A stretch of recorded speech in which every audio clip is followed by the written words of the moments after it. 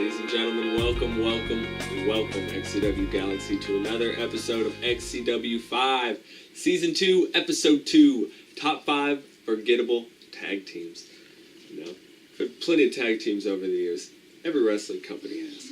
It's one of the major match types. It has to be, It's fun to watch. It's great. We've had, New Power Generation. We've had VK2, Eighth Deadly Sin. We've had Canadian Forces.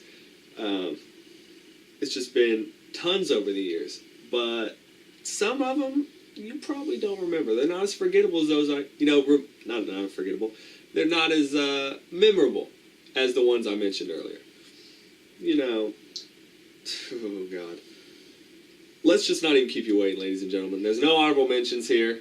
We're gonna go top 5 forgettable tag teams. If we even remember these people, let's get right down to it.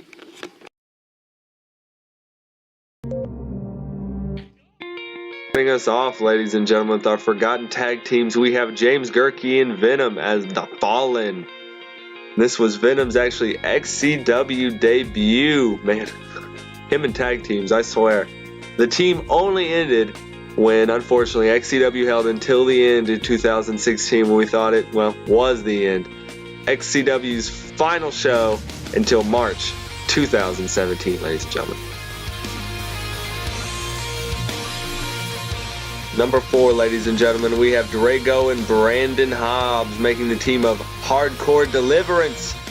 The two actually won the XCW Tag Team Championships back in 2013. They had a little rivalry going on actually as well with the End of Days back then as well, the year they won the title.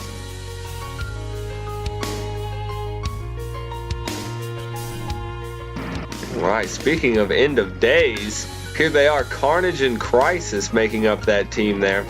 The two actually had a pretty successful tag team run, even though it was pretty short-lived, unfortunately.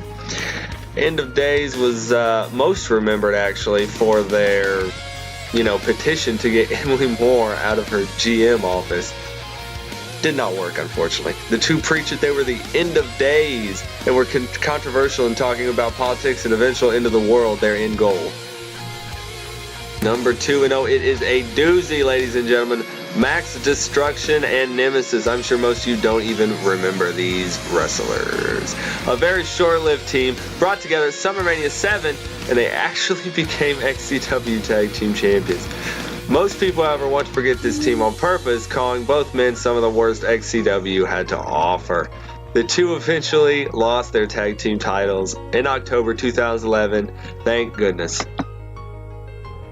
Alright, ladies and gentlemen, number 1, Void and Jesse Justice making the team The Ward. The two actually pretty successful, knocking off teams such as the Dark Carnival, Tortured Souls, Aces High, and the Revolution.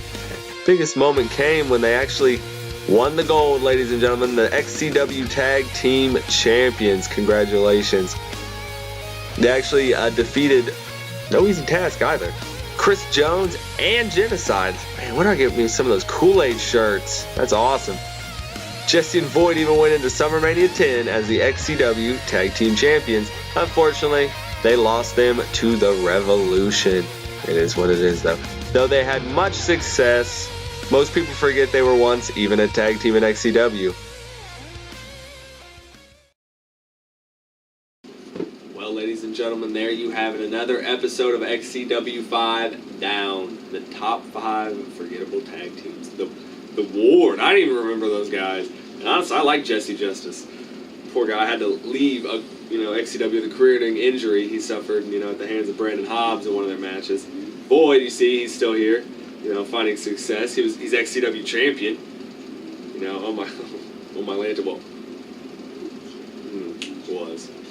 But, ladies and gentlemen, in the season 2, episode 3, it's going to be announcers. 5 times they maybe got a little too physical, and you may or may not see an appearance by Moi there. We'll just see how it goes.